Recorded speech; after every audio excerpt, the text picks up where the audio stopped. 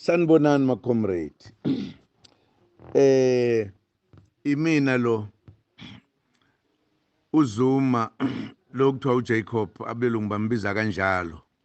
Kodwa kugedle ihlekisa umhlanganyelwa. Ngifisa ukuthi ngizwakalise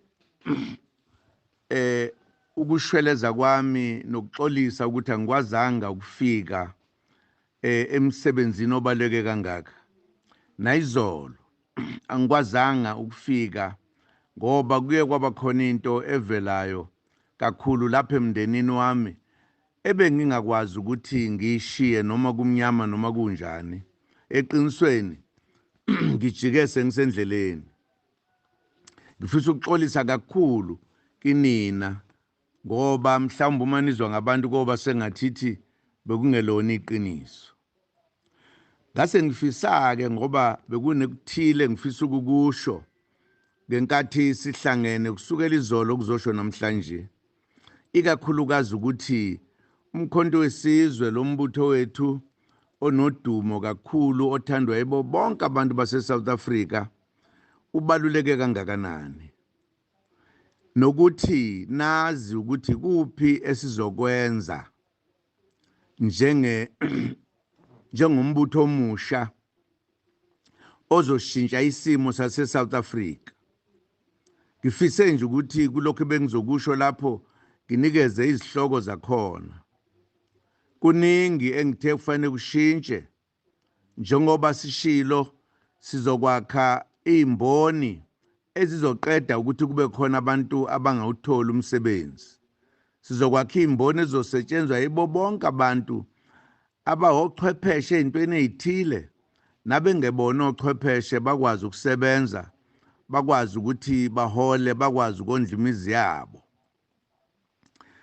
Ngokunjalo sizoshintsha umthethosisekelo lo wabelungu lo omile ekutheni ubizwe ngokuthi phecelezi iRoman Dutch law, ngoba thina sona amaRoma asiwona futhi amaDashi, singama-Afrika.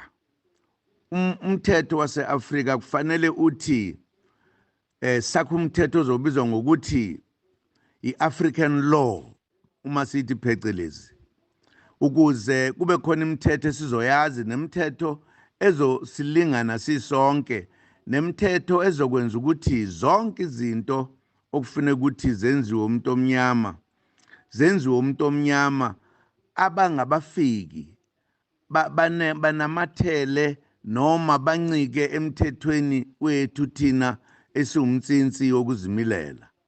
Akulona icala lelo, iqiniso nje. Emangisini ababuswa, for an example, abantu abaphume eAfrika bazobabusa noma ikuliphi izwe ongaya kulona phesheya, ulapha kuphela kuthina ngoba besibukela phansi. Ngokunjalo ayikho ingane engezuba khona esikoleni.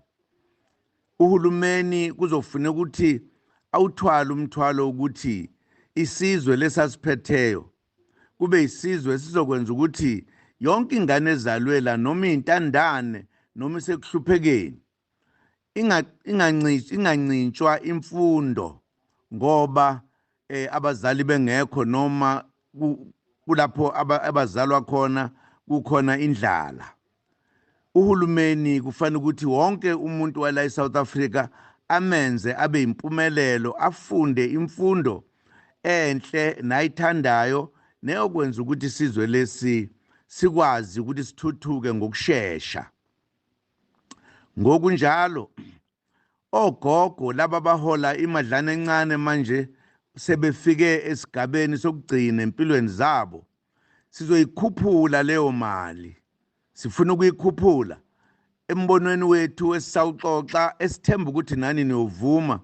Kofanele kugogo ngamunye athole imali mhlawumbe elinganiselwa la ko-5,000 ugogo emunye, ukuze akwazi ukuthi aphile ngendlela efanele, akwazi ukuphilisa nesizukulu nakho konke.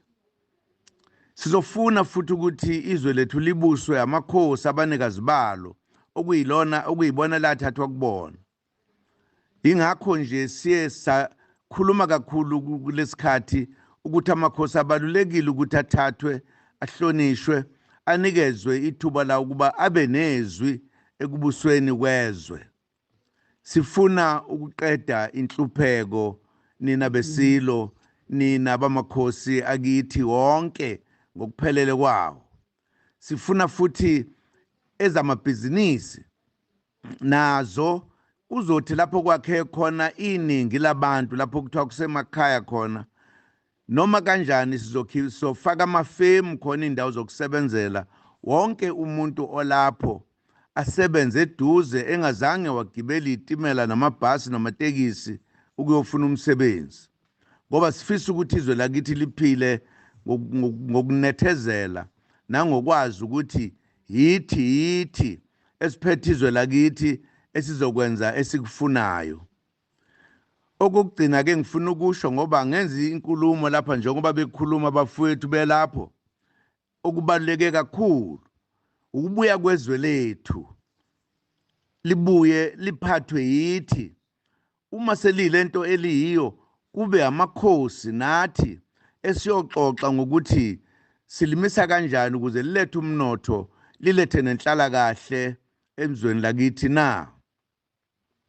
Ngokunjalo kufanele basazi ukuthi konke lokho esikwenzayo sikwenzela ukushintsha isimo sempilo yomuntu omnyama. Asikwazi ukuhlupheka ezweni lethu. Isikhathi sifikile manje ukuthi kusukume wonke umuntu. Okunye ebengizokusho ukuthi sincenga ama-political parties amaningi abantu abamnyama ukuthi awahlangane sibe banye sakhe izwe lethu. Uma kukhona esihlukana ngakho ngey'khathi ezahlukene sihlukane, kodwa hhayi ngokwezwe nokushintsha impilo zethu sonke. Noma ngabe sivote ngendlela ezahlukene okwamanje, kodwa kobaluleka ukuthi ngemva kokhetho kulaba sebeke bakhuluma bahlangane baxoxe, ababengakaboni ukuthi sisho ukuthini nabasingakafiki kubo bazi ukuthi kufanele ukuthi babuye nabo sisebenze ndawonye sakhe izwe lakithi ngendlela esifisa ukulakha ngayo. Uningi esizokwakha, sinemali yonke lapha eSouth Africa. Ingakho nje ke sithi umnotho wethu ongaphansi komhlaba kufanele ukuthi ubuyele ezandleni zesizwe, isizwe esinabantu abaziyo ukuthi basebenzela isizwe, abesebenzeli amaphakethe abo, ngoba umcebo wethu wanele ukusenelisa sisonke. Yilokho ebengithi ke ngiyokusho sengithe angiyaleze ngoba ngibange ngisakwazi ukufika, sazi ukuthi kulolu khetho siya kulo sinento ezimbili.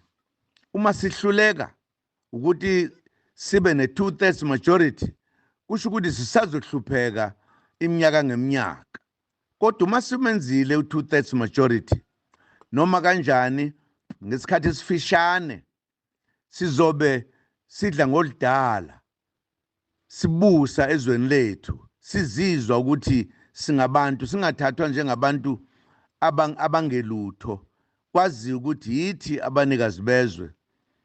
Lungakafiki ukhetho ngizovakashela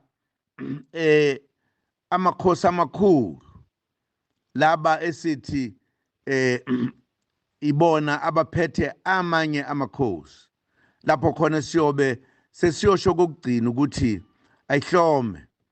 ayihlomeli impi kodwa ihlomela ukhetho. Isikhali sethu samanje ukhetho sokusikhipha enhluphekweni. Ngithe angibeke lokho bakwethu ngoba nakhu angikwazanga ukuza, kodwa ke ngelinye ilanga ngiyoxoxa ukuthi yini le yabangela ukuthi kube khona izigigaba sokuthi ngaze ngize na. Ngizwile okuningana ukuthi lapho bengizoba khona bese kushiswe ngisho iy'nkuku ezimnyama kwenziwa konke, kodwa siyoyixoxa ngelinye indaba leyo. Salani kahle-ke maqabane, ngiyethemba ukuthi umcimbi wenu uhambe kahle. Siyobonana, ngiyophinde ngifike futhi. Kusho mina-ke lo umfana kagcina amazwi ugedlehlekisa umhlanganyelo. Yebo bandla, Kubuhlungu ukuthi angikho lapho, kodwa ke ngikhona ngenhliziyo, ngiyazi nihlangene nabafowethu bakanye nani. Nabafuna ukuganga ke eqembini abakuyeke lokho, bazi ukuthi siyobazi, siyobaphupha ngisho silele. Ngiyabonga. Niqede kahle ke. Salani kahle nina bakithi.